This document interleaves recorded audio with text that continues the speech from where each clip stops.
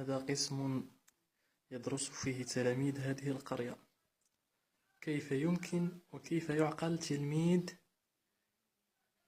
يتقبل ما يلقيه الأستاذ في هذا المكان؟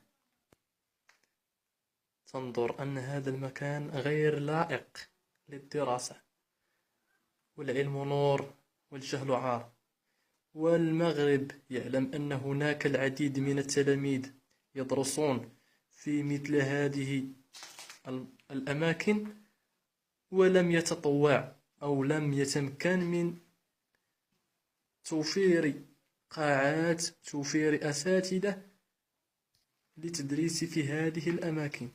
في المغرب من طنجة إلى القويرة لم يستطع توفير ولو قاعة في هذه المنطقة